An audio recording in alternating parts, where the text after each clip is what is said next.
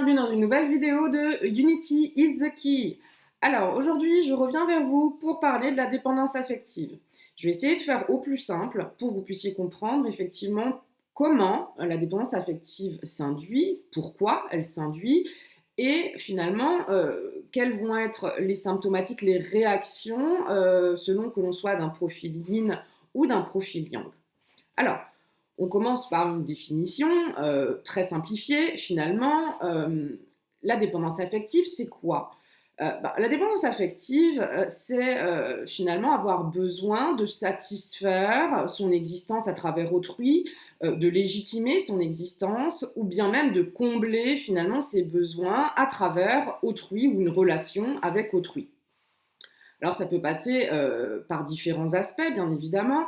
On va avoir finalement la validation de l'autre dans ses choix. Hein, on a besoin d'être validé, on a besoin que quelqu'un nous dise « Ah bah oui, ça c'est un bon choix, tu fais bien, etc. » hein, pour avoir confiance en soi et le faire, on a besoin finalement de quelqu'un qui valide nos choix pour pouvoir le rendre responsable dans un cas d'échec, par exemple. Ou bien finalement, on a besoin du regard extérieur de l'autre qui va être positif pour ne pas se sentir rejeté. Hein, ça, c'est particulier chez le profil yin. Hein, on va avoir besoin qu'on nous regarde, qu'effectivement on soit admiratif de nous, qu'on nous renvoie une image positive pour pouvoir valider une existence émotionnelle, hein, une confiance en soi. Il y a d'autres aspects aussi qui consistent à être utile à l'autre, hein, à trouver une utilité dans son existence, une utilité aux autres, à la communauté. Là, on verra effectivement que ça correspond généralement à chaque fois à une position du triangle de Karpman, notamment selon que l'on soit profil yin ou yang, il y a des positions qui sont préférées à l'un ou à l'autre. Ça, on verra plus tard. Voilà. Donc, bon, globalement, à quel moment la dépendance affective, elle s'induit? Alors, tout commence finalement au moment où l'âme va s'incarner dans le fœtus. Donc, l'enfant, finalement, l'âme de l'enfant va s'incarner dans le fœtus, dans le ventre de la maman. Hein, donc on est finalement à peu près au 4e, 5e mois de grossesse. Encore une fois, là, je vous renvoie vers l'ouvrage de Anne Givaudan, Les 9 marches. Là, vous verrez, effectivement, vous pourrez lire le processus d'incarnation de l'âme dans le ventre de la mère. Bien, donc ça commence à cette période-là et ça dure globalement jusqu'à l'âge de 3 ans. Pourquoi 3 ans? Finalement, 3 ans, c'est l'âge auquel l'enfant comprend qu'il n'est pas une extension de ses parents, qu'il n'est pas une extension de la mère, mais que c'est un être à part entière. Donc, la dépendance affective s'induit du 4e mois de grossesse jusqu'à l'âge de 3 ans. Donc, globalement, à la louche, on est sur une durée de 3 ans et demi. Alors vous me direz, pourquoi déjà dans le ventre de la mère? Eh bien parce que le fœtus peut déjà sentir les états émotionnels de la mère. S'il y a une maman qui est en ingérence, par exemple, s'il y a un déni de grossesse, etc., des choses comme ça, l'enfant peut tout à fait le sentir. Okay, donc il y a déjà une vivance du fœtus finalement, si l'on peut dire, dans le ventre de la maman, hein, puisqu'il est connecté à sa mère. Bien, donc d'où vient finalement, d'où vient cette dépendance affective? Alors, dans un premier temps, elle vient de quoi? Elle vient d'une insécurité. Alors, ça peut être une insécurité émotionnelle, une insécurité matérielle ou une inconstance qui génère une insécurité chez l'enfant de la part des parents, du schéma éducatif, du schéma parental. Okay, donc, cette insécurité, finalement, va générer quoi? Un déficit de construction chez l'enfant. Hein, un déficit de construction de confiance en soi. C'est ce qu'on appelle, finalement, le socle narcissique positif. Narcissique, c'est pas toujours péjoratif. Hein, comme l'ego. D'ailleurs, on va avoir l'ego qui est inversé, on va avoir l'ego contrôlant, par exemple, l'ego spirituel, on a un tas de formes d'ego, hein, mais il y a un ego positif, l'ego positif qui finalement correspond à un socle narcissique positif qui a été construit. Je rappelle évidemment que l'enfant, lorsqu'il est petit, donc dans cette période-là, finalement, va observer, n'a pour modèle que finalement les parents. Hein. Alors vous allez me dire, oui, mais certaines personnes ont été élevées par des grands-parents, des tantes, des oncles. Oui, d'accord, ok. Simplement, l'enfant est en attente tout à fait légitime d'être sécurisé par les parents. Ça ne veut pas dire qu'il ne peut pas être sécurisé par d'autres personnes. Simplement, c'est par les parents qu'il doit être sécurisé, qu'il s'attend d'être sécurisé. Ce sont les parents, les modèles sur lesquels il va se construire, où il va construire sa référence et sa normalité, finalement. Hein, donc, on a généralement, que l'on soit de polarité yin ou yang d'ailleurs, on va avoir des parents qui fonctionnent dans le triangle de Karpman. Alors, encore une fois, je vous renvoie vers le livre de Flammes Jumelles ou d'autres ouvrages sur Internet où on vous expliquera de toute façon très bien le triangle de Karpman et son fonctionnement. Donc, on a généralement des parents qui alternent les 3 positions du triangle de Karpman, hein, avec un enfant qui finalement est configuré en sauveur la plupart du temps. On peut avoir effectivement des parents aussi qui sont tout à fait en ingérence émotionnelle, sur le profil yin notamment. On va avoir une mère en ingérence émotionnelle, un père qui est convaincu d'ailleurs de sauver la mère en la cadrant, en étant toujours là en train de la sauver. D'ailleurs, ça lui permet à elle d'être dans la position de victime et puis de vomir ses émotions à longueur de journée et de rendre absolument tout le monde responsable de ses états émotionnels. Hein, chez un profil yin, on va trouver ce type de parent, ou un père qui est complètement absent et une mère qui est totalement seule dans l'éducation, alors que le père soit là physiquement ou non, finalement, en termes d'investissement, souvent c'est ce qui est le cas, parce que la mère finalement prend tellement de place que la totalité du foyer finalement doit se suradapter à ses états émotionnels, à son ingérence, quoi. Chez un profil yang, par exemple, les parents sont des gens qui peuvent fonctionner effectivement dans le triangle de Karpman aussi. Hein. Par contre, ils ne vont pas être en ingérence émotionnelle. C'est des gens qui vont être plutôt introvertis d'un point de vue émotionnel. D'accord ? C'est plutôt des gens qui vont être dans le sens du devoir, hein, dans le sens des valeurs. Attendez, attention, je ne dis pas que chez les profils yin, les parents n'induisent pas des valeurs positives. C'est pas ce que je dis. Hein, qu'on soit clair là-dessus. Hein. Simplement, chez une famille où il y a un enfant finalement qui va avoir un profil yang, il se passe quoi ? C'est plutôt des parents qui vont être dans la responsabilisation de l'enfant. Écoute, apprends à faire ça, et si tu te casses la figure, c'est pas grave, tu persévères, tu iras, tu feras et tu referas encore, et tu fais, c'est comme ça. C'est comme ça que tu dois faire et c'est comme ça que tu réussiras. Finalement, il y a un conditionnement de la réussite qui est très fort par l'avoir, hein, par la compétence finalement intellectuelle, par la capacité à bien analyser, par le sens du devoir. Ok ? Par contre, chez un profil yin, c'est pas du tout ça. Hein. Une maman d'un enfant yin, généralement, ne rend pas l'enfant autonome. Pas du tout. L'enfant, d'ailleurs, a été créé pour la sauver elle de sa vie, de son existence. Hein, on rappelle, le profil yin, de toute façon, est un profil qui a été complètement configuré en sauveur sacrificiel. Hein, donc pour sauver un couple, pour finalement donner une existence à la mère en tant que mère, puisque dans la femme, elle ne pouvait pas se trouver, finalement pour qu'elle puisse trouver une fonction à travers la mère qu'elle sera avec son enfant, une fonction dans laquelle elle peut satisfaire son existence et son regard positif en se persuadant d'ailleurs que c'est une mère parfaite. Elle va s'en convaincre et elle va faire ce qu'il faut pour ça. D'ailleurs, elle va projeter la totalité de ses peurs sur son enfant parce qu'elle ne sait pas elle-même les gérer, donc elle ne peut pas rendre finalement cet enfant autonome, ni même en termes d'autonomie émotionnelle, c'est pas possible, puisque finalement c'est pas l'exemple qu'elle montre. Et puis elle a tellement peur de tout et de l'extérieur que finalement elle va créer un climat de peur constamment vis-à-vis de l'extérieur envers son enfant. Et en plus de ça, ses états émotionnels étant très très très changeants, elle est capable d'alterner les positions, les 3 positions du triangle de Karpman dans la même phrase, dans 2 phrases, hein, même quelques minutes. Tout peut basculer.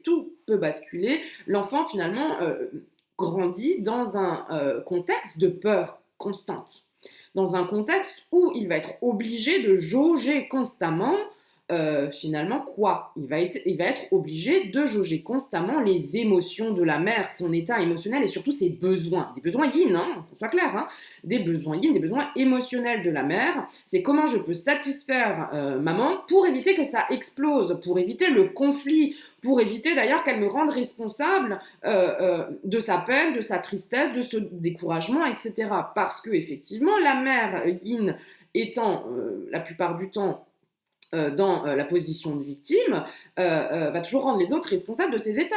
S'il n'y a personne d'autre que l'enfant, ça va être l'enfant, hein, clairement. Hein, c'est tu n'as pas fait ça, donc je suis.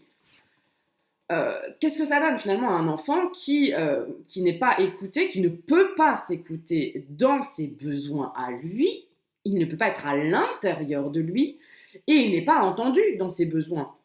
Je rappelle quand même que l'enfant intérieur, l'enfant donc que vous avez été, finalement, est en attente de sécurisation de la part de ses parents, et c'est un être purement émotionnel. Il naît évidemment avec la conscience émotionnelle uniquement. On rappelle que les émotions archaïques de l'enfant, du bébé lorsqu'il naît, c'est bien joie et tristesse.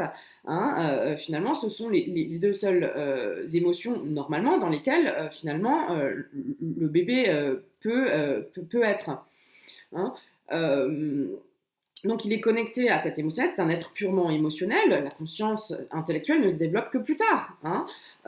Il est automatiquement connecté à son spirituel, effectivement, et puis le corporel, on le sait bien, un enfant découvre, un bébé découvre au fur et à mesure sa conscience corporelle, ses mains, ses pieds, il apprend à marcher à quatre pattes, puis à marcher, etc. etc. Donc bon, c'est un être qui a finalement, lorsqu'il naît, la conscience émotionnelle qui est dominante. Hein. Chez un profil yin, de toute façon, il n'y a pas de place pour l'émotionnel de l'enfant. Il n'y en a pas, tout simplement parce que la mère prend toute la place. Et de toute façon, étant donné que, de façon consciente ou inconsciente, c'est un enfant qui a été créé pour sauver le couple ou sauver la mère elle-même, eh ben, l'enfant en lui-même, dans son existence, dans l'existence dans laquelle il devrait être pour lui-même, dans son existence authentique, ne peut pas être lui-même. Il ne peut pas. C'est un enfant qui va constamment être à l'extérieur de lui-même pour pouvoir jauger finalement les états émotionnels de la mère et pouvoir s'y suradapter, comme je disais, pour fuir effectivement, pour fuir le conflit, hein, pour pas que ça dégénère, et puis surtout pour survivre face à ce climat de peur constante. Hein, clairement, s'il y a une phrase effectivement qui pourrait résumer l'état d'esprit d'un enfant yin, c'est clairement tout peut basculer.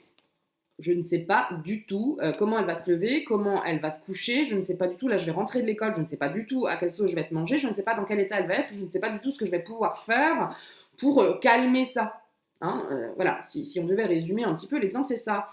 Hein, donc, finalement, l'enfant va chercher constamment, par connexion émotionnelle et énergétique, du coup à la mère, hein, il va chercher à répondre à des besoins qui ne sont pas exprimés par la mère, pour pouvoir la satisfaire, pour pouvoir rester dans cette joie-là, qui est absolument pas pérenne d'ailleurs, mais pour pouvoir rester dans cette joie et surmonter sa peur, hein, pour rester en survie, il va se suradapter aux besoins de la mère.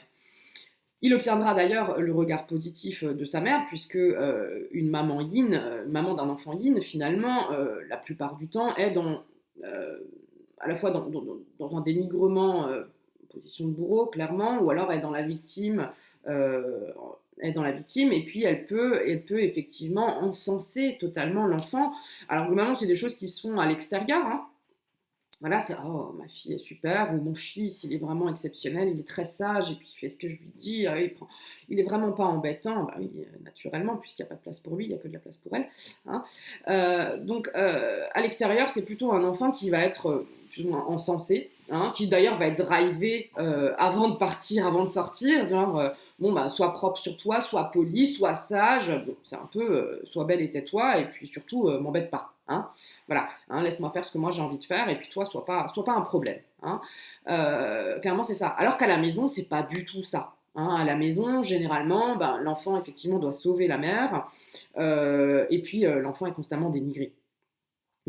Bon.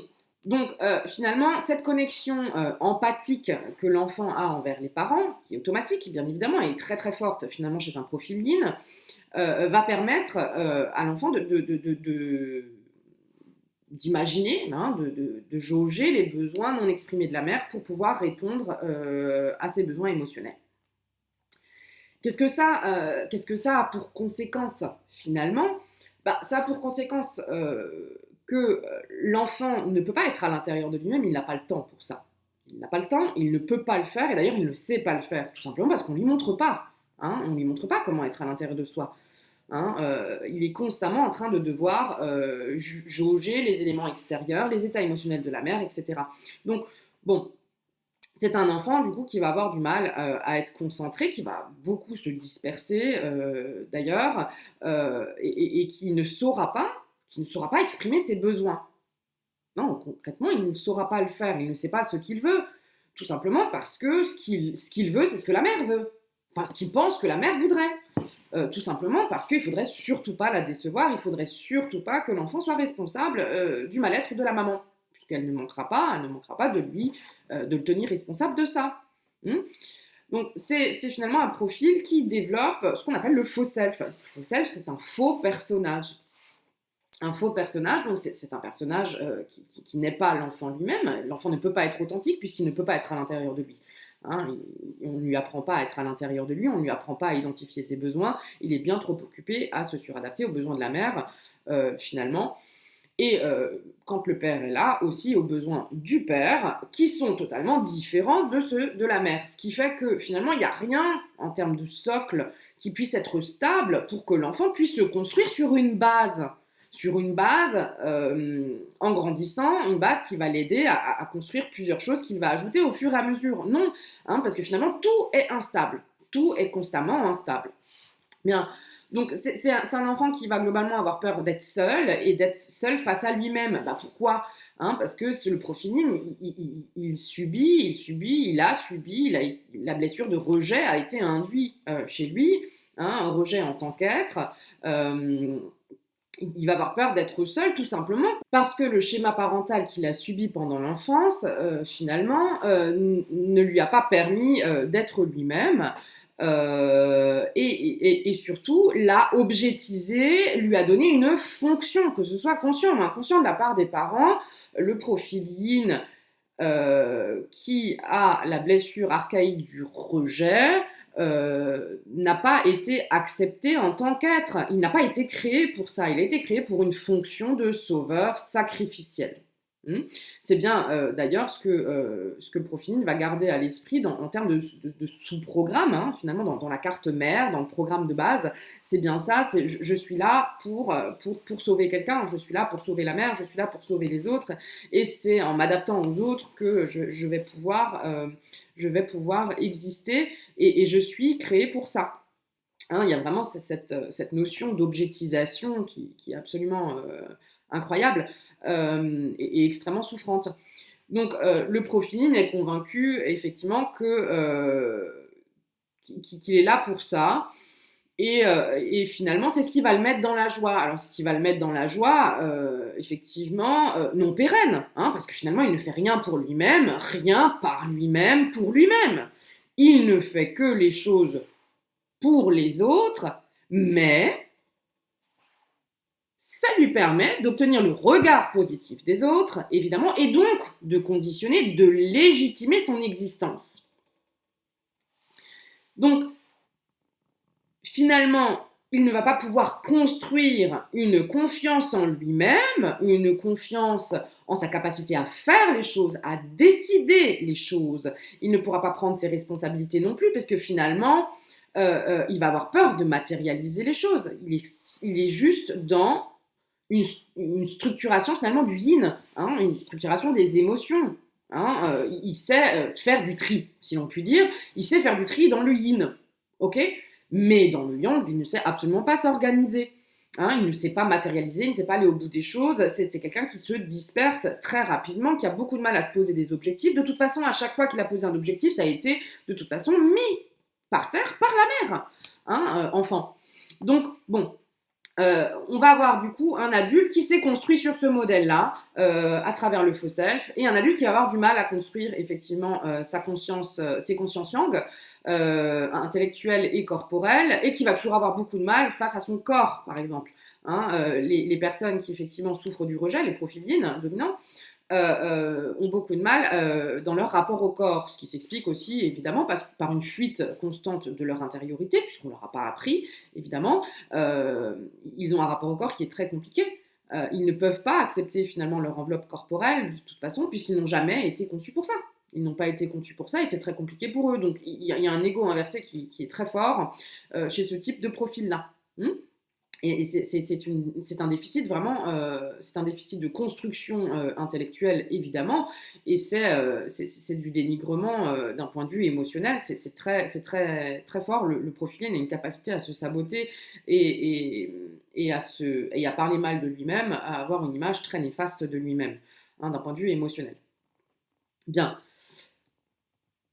Donc, la blessure du rejet, je rappelle, est déclenchée par blessure secondaire, donc la trahison, l'injustice et l'humiliation. Hein. Donc, ça, ce sont des blessures secondaires qui sont communes aussi au profil Yang.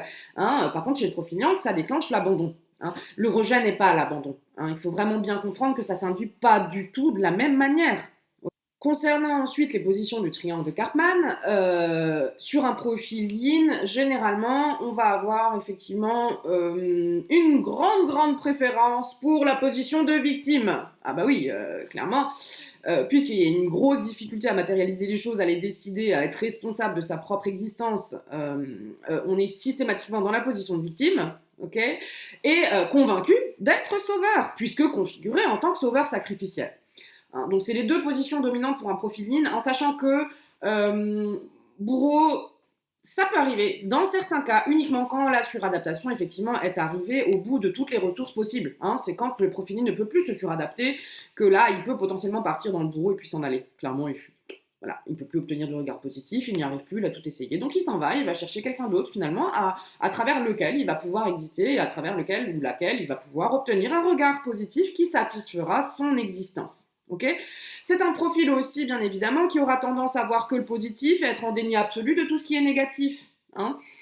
Encore une fois, ça, c'est dû à l'enfance, c'est la méthode de survie de l'enfant. Hein. La suradaptation, finalement, le fait de ne voir que le positif lui a permis d'être en survie, lui a permis de survivre dans cette vivance qui était constamment empreinte de peur. Hein. Donc, les positions favorites, effectivement, c'est la victime, la position de victime et la position de sauveur. Alors, grand problème quand même, parce que lorsqu'on grandit, on se rend bien compte qu'on ne peut pas toujours rendre les autres responsables de ce qui nous est arrivé, alors qu'effectivement, nous-mêmes, on n'a pas mis en place ce qu'il fallait pour atteindre cet objectif-là. Hein, donc, d'un point de vue systémique des consciences, cet adulte qui s'est construit sur cet enfant qui a subi la blessure de rejet, finalement, cet adulte va avoir donc le déficit dans les consciences yang, d'accord, et va avoir la conscience émotionnelle et la conscience spirituelle en dominante, les consciences yin, et finalement les consciences yang en déficit. Donc, c'est quelqu'un qui va globalement répondre qu'à ses émotions, à ses aspects émotionnels, hein, mais pas répondre grâce à une structure intellectuelle. En tout cas, ce ne sera pas dominant. Ce qui ne veut pas dire que les profils yin ne savent pas réfléchir. C'est pas ce qu'on dit. Simplement, ça ne pèse pas autant dans la balance que les émotions. Hein, généralement, un profil yin va marcher au cœur, il va marcher à l'instinct, il va marcher à l'intuition, à la foi, à l'espoir, tout ce qui est yin, mais pas du tout au concret et au factuel. D'ailleurs, d'un point de vue vivance, un profil yin pourra toujours finalement savoir dans quelle émotion il est, hein, comment il se sent. Ça, il s'en souviendra toujours de comment il se sent. Il pourra dire, là, d'un tel instant, j'étais mais dans un état lamentable, j'étais dépité, j'étais dans une colère atroce, j'étais dans une tristesse, j'avais envie de mourir. Oui, mais il ne saura pas vous dire pourquoi, ni comment. Hein. Et surtout, il ne se souviendra pas des éléments concret du contexte. Il ne se souviendra pas du contexte dans lequel ça a eu lieu, ni de l'événement factuel, des événements, des faits qui sont en présence, là, lors de cet événement. Non, il se souviendra uniquement de la façon dont il s'est senti. Hein, c'est vraiment finalement la vivance chez le runner est très forte d'un point de vue émotionnel. C'est par l'émotionnel qu'il a sa vivance.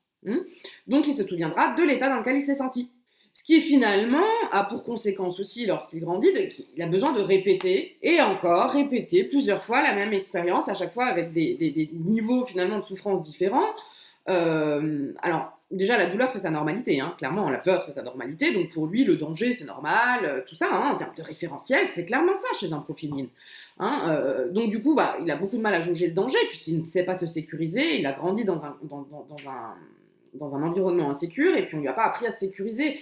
Le fait que de toute façon ses consciences émotionnelles et spirituelles soient à l'avant, elle est constamment dans la conviction que ça va aller, mais c'est complètement utopique et fantasmagorique parce que finalement lui il ne fait pas les choses pour que ça aille mieux, il ne se sécurise pas, il ne se préserve pas du danger, il ne jauge pas les choses d'un point de vue intellectuel et concret.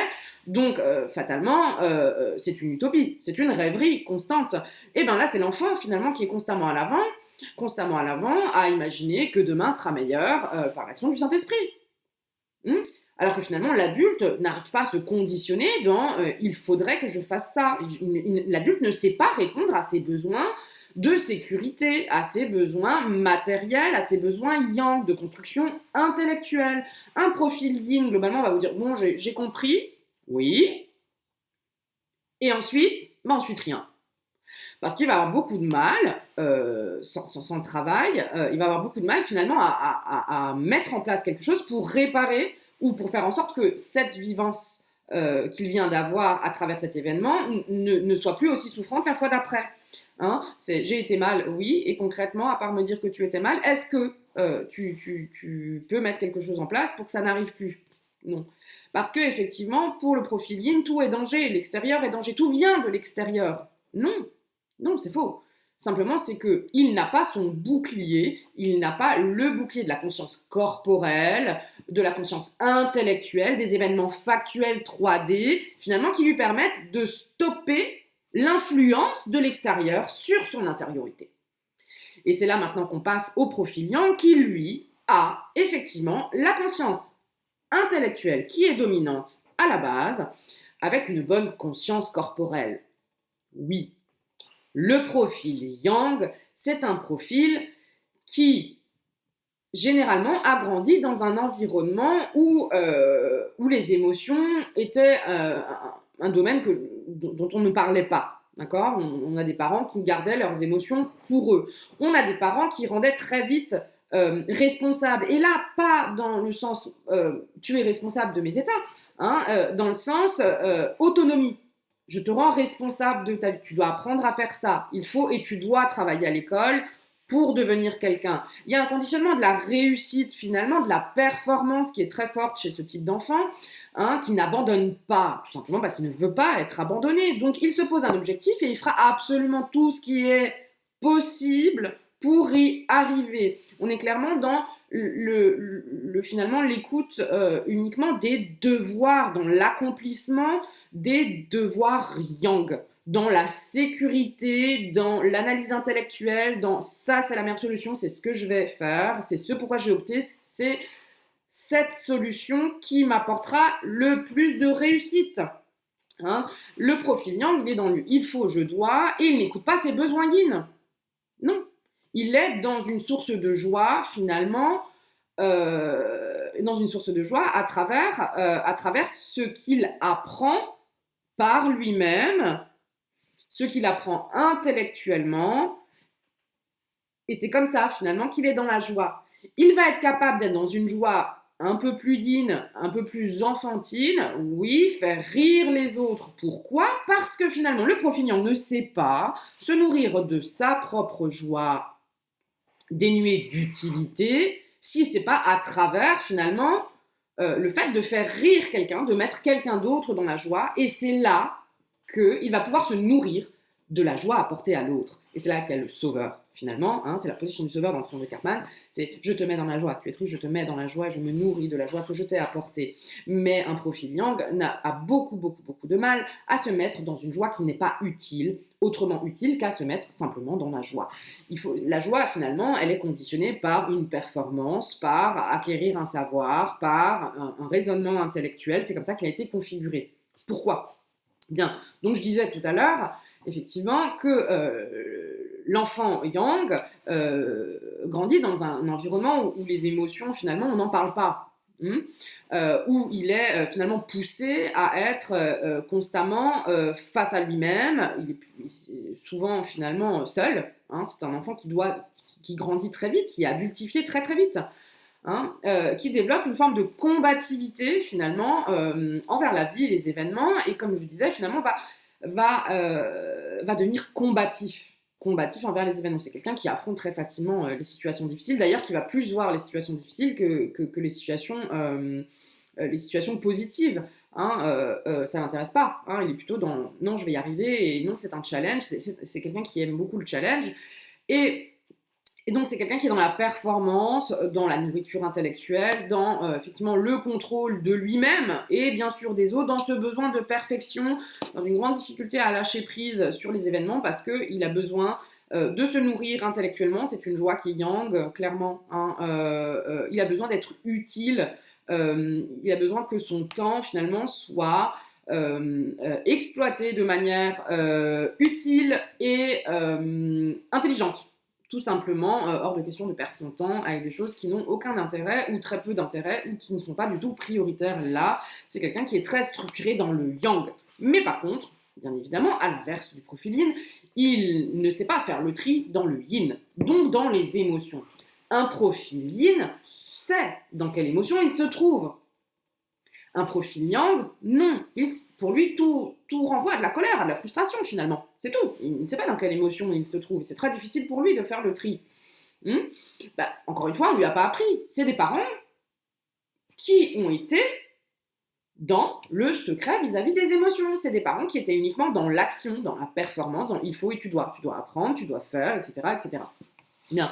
Donc, profil yang, il ne sait pas. Il voit juste qu'il n'arrive pas à être dans une joie. Il voit juste que ça ne va pas, qu'il est frustré. Hein. Par contre, il pourra très facilement identifier le moment auquel il bascule finalement dans cette émotion négative. Ça, oui. Hein. Donc, le profil yang, c'est un profil, effectivement, dont je disais combatif. C'est un enfant qui va être dans le il faut, je dois, qui va satisfaire le regard finalement de ses parents et obtenir finalement l'amour de ses parents à travers sa capacité à apprendre, à être sage, à être intelligent, etc. C'est un profil aussi qui est très structuré, concentré, qui pose très facilement des objectifs et se donnera, comme je le disais, tous les moyens pour y arriver avec différentes étapes de façon très structurée, quitte à beaucoup trop en faire. Hein, c'est un besoin de perfection qui est très très fort, hein, parce que si on fait bien, sinon on ne fait pas. Hein, c'est très net. Un profil yang, il ne fait pas les choses à moitié. Hein, c'est pas comme un profil yin qui va commencer le truc parce que l'idée du départ était pas mal et puis qui laisse tomber en cours de route parce que c'est bien trop compliqué et puis c'est chiant. Encore une fois, le profil yin refuse les contraintes, il déteste les contraintes, d'ailleurs il a de gros problèmes avec la hiérarchie, alors que finalement un profil yang, qu'est-ce qui se passe? Non, le profil yang, au contraire, les contraintes, c'est bien, il sait respecter les contraintes et pour lui c'est hyper sécurisant quand il y a un règlement, quand il y a un cadre, etc. Et c'est comme ça qu'il arrive à avancer, c'est comme ça qu'il arrive à être performant et c'est surtout comme ça qu'il arrive à analyser et à contrôler les événements. Ok? Bon, donc les positions effectivement que le profil yang va préférer, c'est la position du sauveur. Lui, il veut être utile. Il veut que ce que lui, il acquiert soit utile aux autres. Donc finalement quelque chose qu'il aura appris 2 jours avant, 10 ans avant, peu importe, c'est bon bah voilà, tu parles de ça, donc je voulais te dire, moi je sais ça. D'ailleurs c'est un être qui souvent peut paraître très égotique. Hein, évidemment, il compense en fait son déficit de confiance émotionnelle, de confiance en lui d'un point de vue émotionnel, avec ce surdéveloppement des consciences yang. Tout comme le profil yin, finalement, va faire quoi? Va utiliser son excès de yin, son intuition, etc. Je le sens, je le sens pas, voilà. J'ai pas besoin finalement de me poser la question si c'est bien ou si c'est pas bien, puisque de toute façon je le sens ou je le sens pas. Les profils yin, ils sont clairement là-dedans. C'est ça vibre, j'y vais, ça vibre pas, j'y vais pas. Par contre, à aucun moment on se pose la question sur les tenants et les aboutissants de la situation et est-ce que concrètement on est en danger ou pas, est-ce que c'est judicieux de le faire comme ça ou pas. Non, le profil yin, il agit à l'instinct, alors que le profil yang, il agit clairement à l'intellectuel grâce à sa construction intellectuelle, à son savoir, à ce qu'il est capable d'apprendre de chaque expérience. Bien sûr, c'est très théorique, c'est très intellectuel, mais par contre, c'est quelqu'un qui saura tirer les apprentissages très rapidement parce qu'il a une peur incroyable de souffrir encore et il ne se pardonnerait d'ailleurs pas, finalement, de ressouffrir d'une situation identique. ça le rendrait pas performant finalement. Hein. Son analyse serait pas bonne, c'est pas possible. Hein. C'est pas possible que la même situation se répercute à nouveau, arrive à nouveau et que je souffre de la même manière, quoi. Hein. Hein, il y a un besoin, il y a une peur de souffrir qui est très forte, et puis surtout, il refuse que les autres le fassent souffrir. Donc, la position de victime chez le profil Yang, c'est pas du tout une position favorite, hein, qu'on soit clair. Il refusera d'être asservi aux autres, ce qui est tout le contraire finalement du profil Yin, qui lui est constamment asservi aux autres.